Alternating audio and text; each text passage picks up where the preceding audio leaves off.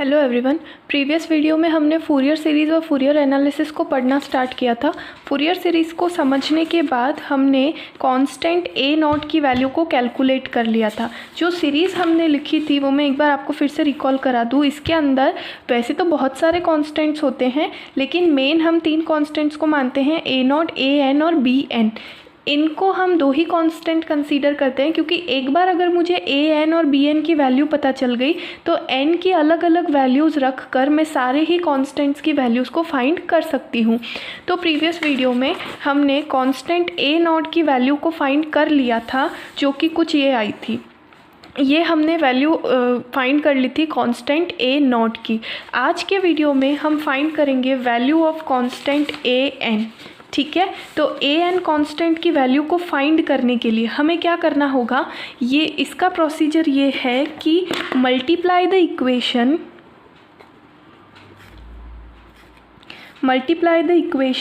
Bye sine are omega T. पूरी equation को हमें साइन आर ओमेगा टी से मल्टीप्लाई करना होगा, और फिर जैसे हमने पिछली बार इंटीग्रेट किया था वैसे ही इंटीग्रेट करना होगा with respect to D T, और लिमिट लगानी होगी 0 to t, यानी एक पूरे साइकिल के लिए साइन आर ओमेगा टी से मल्टीप्लाई करके इंटीग्रेट करना होगा।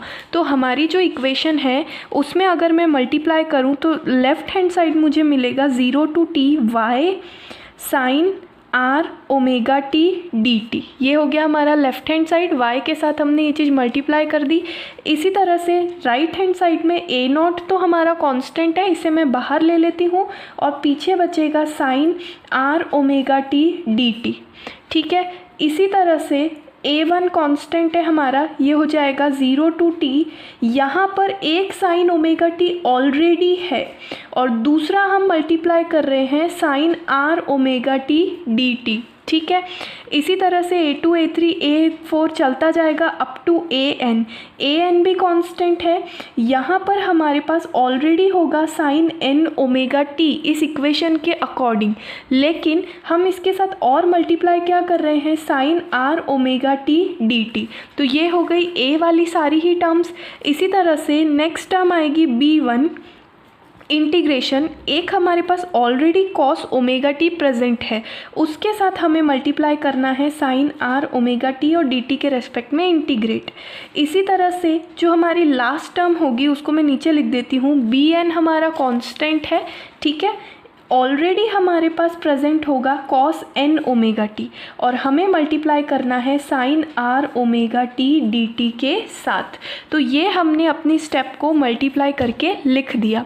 अब हमें इन सारे इंटीग्रेशंस की वैल्यू को चेक करना है और उसके बाद हमें इस कांस्टेंट A1 की वैल्यू को A1 या फिर हम कह सकते हैं AN की वैल्यू को फाइंड करना है। ठीक है, तो अब सबसे पहले यहाँ पर 2 कंडीशंस बनेंगी, if n is not equal to r, और दूसरी कंडीशन बनेगी, थोड़ा नीचे लिख देती हूँ मैं, if n is equal to r। ठीक है, तो यहाँ पर मैं आपको बता देती हूँ, सबसे पहले चाहे ये n r के बराबर हो या नहीं हो, पूरे एक साइकिल के लिए इसको मैं साइड में लिख लेती हूँ, integration of 0 to t sine are omega T लिखो, ये वाली कंडीशन, या फिर sine N omega T. R जब एन के बराबर होगा तो यहाँ एन आ जाएगा। तो पूरे साइकिल के लिए साइन थीटा का जो इंटीग्रेशन होता है उसकी वैल्यू आती है 0। तो चाहे आप जो भी कंडीशन लगा दो, ये टर्म हमेशा ही क्या होने वाली है, 0। अब बची ये वाली सारी ही टर्म्स जिसके अंदर डबल टाइम्स साइन थीटा आ रहा है, फिर उसके बाद एक बार कॉस थीटा, एक बार साइन थीटा, एक बार कॉस थीटा, एक बार साइन थीटा, यानी अब हमें सारी डुप्लेट वाली टर्म्स को सॉल्व करना होगा। तो यहाँ पर जो ये 2 बार साइन वाली टर्म्स है, इनमें मैं इसको ऐसे कंसीडर कर सकती हूँ, साइन ए साइन बी। तो मेरे पास एक फॉर्मूला होता है साइन ए साइन बी का। साइन ए साइन बी का फॉर्मूला क्या होता है, 1/2 cos A minus B minus cos A plus B. ये होता है मेरे पास एक फॉर्मूला साइन ए साइन बी का। ठीक है, तो यहाँ पर मैं कंसीडर करती हूँ ए की जगह मुझे दे रखा है एन ओमेगा टी और बी की जगह पर मुझे दे रखा है आर ओमेगा टी। ठीक है, तो अगर इन दोनों को मैं इसके अंदर पुट करूँगी तो मुझे मिलेगा cos n minus are omega T minus cos n plus R into omega T. यहाँ तक तो हमने इनकी वैल्यू रख ली, लेकिन उसके बाद इसको इंटीग्रेट भी तो करना है। तो जब मैं इसको इंटीग्रेट करूँगी, है ना, यहाँ पर मैं इसको क्या करूँ, 0 से t लिमिट लगा करके जब इंटीग्रेट करूँगी तो 1/2 कांस्टेंट है। एक इंटीग्रेशन मैं आपको करके बता रही हूँ, बाकी सारे इंटीग्रेशन इसी तरह से होंगे। तो कॉस थीटा का इंटीग्रेशन होता है साइन थीटा, ये हुआ मेरा साइन थीटा अपॉन में जब इस थीटा का इंटीग्रेशन करूँगी तो ये कांस्टेंट वाली टर्म बाहर आ जाएगी। इसी तरह से कॉस की जगह हमारा इंटीग्रेशन करने पर आ जाएगा sine n plus are omega T upon n plus R into omega. यहाँ पर अपनी लिमिट हो जाएगी 0 to t। ठीक है, इसको हटा के पहले हम इसी को थोड़ा सॉल्व करेंगे। अब हम इस चीज़ को देखेंगे, ठीक है, कि यहाँ पर जब मैं 0 रखूँगी लोअर लिमिट, है ना, तब तो ऑटोमेटिकली इस t की जगह जब 0 आएगा तो साइन 0 हो जाएगा। और जब मैं इसको कैपिटल T पुट करूँगी तो मैं आपको लिमिट पुट करके बताती हूँ, sine n minus are omega capital T upon n minus are omega. Omega को हम क्या लिख सकते हैं, 2 पाई अपॉन टी। हम जानते हैं omega is equal to 2 pi upon t होता है। टी से टी कट जाएगा, पीछे बचेगा 2 पाई, और साइन 2 पाई की वैल्यू क्या होती है, 0। साइन 360 की वैल्यू भी क्या होती है, 0 ही होती है। इसी तरह से इस टर्म की वैल्यू भी क्या हो जाएगी, 0 हो जाएगी जब हम कैपिटल टी वैल्यू रखेंगे, क्योंकि यहाँ पर भी ओमेगा टी है, 2 पाई बचेगा। Omega t is equal to 2 pi होता है, और 2 पाई की वैल्यू यहाँ पर क्या हो जाएगी, 0। और जब हम लिमिट 0 रखेंगे तो यहाँ पर भी हो जाएगा साइन 0 जो कि 0 के बराबर होता है, यहाँ पर भी हो जाएगा साइन 0 जो कि 0 के बराबर होता है। अल्टीमेटली जब n और r बराबर नहीं है तो इन सारे ही इंटीग्रेशंस की वैल्यू 0 के बराबर आएगी। ये तो बात हुई दोनों टर्म्स जब साइन में हो। अब जब एक टर्म आपकी साइन में हो और दूसरी टर्म कॉस में हो, तब भी क्या होता है, साइन ए कॉस बी का ये फॉर्मूला होता है, साइन ए प्लस बी प्लस साइन ए माइनस बी। बिल्कुल जैसे मैंने इस फॉर्मूले को सॉल्व किया है, यहाँ पर ये हो जाएगा sine n plus are omega t plus sine n minus are omega t. फिर हम इसको इंटीग्रेट करेंगे, इंटीग्रेट करके जब ये लिमिट्स रखेंगे तो सेम टू सेम इस पूरे इंटीग्रेशन की वैल्यू भी मुझे क्या मिल जाएगी। जब मैं इसको इंटीग्रेट करके लिखूँगी ना, तो मैं यहाँ पर लिख देती हूँ sine n plus are omega t plus sine n minus are omega T D t. 0 to t limit पर जब हम इसको इंटीग्रेट करेंगे तब भी इसकी वैल्यू क्या आएगी, 0 ही आएगी। तो ये तो कंडीशन हुई जब n not equal to r, यानी हमारे सारे इंटीग्रेशन क्या हो जाएंगे, 0 हो जाएंगे। लेकिन if n is equal to r, अगर किसी कंडीशन में हमारा n जो है वो r के बराबर हो जाए, तब भी ये सारी टर्म्स की वैल्यू तो 0 ही रहेगी। बदलाव सिर्फ एक टर्म में आएगा, वो होगी हमारी an वाली टर्म। उसके अंदर क्या बदलाव आएगा, देखिए अगर मैं इस सेकंड टर्म की बात करूँ तो यहाँ होगा sine omega t sine n omega t, same case बनेगा। इसी तरह से सॉल्व करना, इंटीग्रेशन की वैल्यू 0। इसी तरह से यहाँ पर देखें, अगर हम cos omega t sine n omega t same to same integrate करेंगे, 0 हो जाएगा।